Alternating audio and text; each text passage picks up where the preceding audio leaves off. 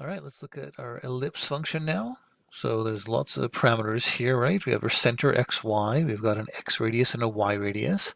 An ellipse is basically just a distorted circle, right? So if the x and the y radius are the same, it would just be a circle. But we can have like a longer x radius to make more of a horizontal ellipse, or a larger y radius to have more of a vertical ellipse. We can also rotate the ellipse, and of course do fill or stroke.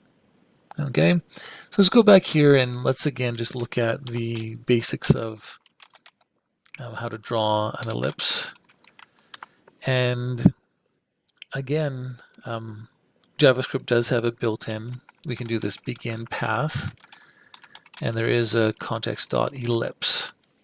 And it's very similar. It's popping up the things I need. It's very similar to what we just went over, but it also has the start angle and the end angle, just like the circle. Right? If I want to fully draw the ellipse, I go from 0 to 2 pi. If I want to do a piece of it, I could go from 0 to pi, or have different start and stop angles. So let's draw an ellipse at, I don't know, let's go 400, 100. Our x radius maybe will be 200 and the y radius will be 50. So it'll be more of a horizontal ellipse. Rotation, I don't want to rotate it, so I'm just going to go 0. And I'm going to go from 0 to 2 pi to draw the full ellipse. And then to actually draw it, I have to go context dot stroke or fill. So let's try fill. And ooh, there it is. And my fill is set to red up here. And if I change that to stroke, we should just get the outline, and the stroke is set somewhere right here, stroke purple. Okay, cool. So really, I just want to define a function that'll do these 3 lines of code, and I don't have to worry about these last 2 values. I always want those to be 0 and 2 pi. But I want the center, the x radius, the y radius, and the rotation. This rotation is also in radians. So if we played around with this, I could show you, math.pi divided by 12. Or divided by 6, let's say. And you'll see that, okay, it rotated from where it was. I think clockwise it goes. If I did pi over 2, which is 90 degrees, right, you'll see that it was horizontal, it's rotated 90 degrees. Okay, if I did math.pi, that's a full 180, and we wouldn't see a difference. Okay, but anyway, for now, we'll just do the rotation 0, which should be the same. Okay. All right, let's go define our function now. I'm going to cut this, get down to here. So function ellipse, xy, x radius, y radius, rotation, and mode. Phew. Okay, let's give ourselves a little more room. All right, so I'm going to paste that in. If I hit Control Save, it should auto format. Good.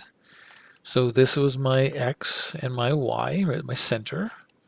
That's my x radius. Here's my y radius. This is my rotation. And we're always going to leave the 0 and 2 pi because I always want to draw a full ellipse for this graphics library anyway. And then we do our if statement. If mode equals fill, context.fill, else if mode equals stroke. This one. Okay, cool. So this is now a function that I should be able to make use of. I was going to say, why do I still see it? But I haven't saved main.js yet. So that's gone now.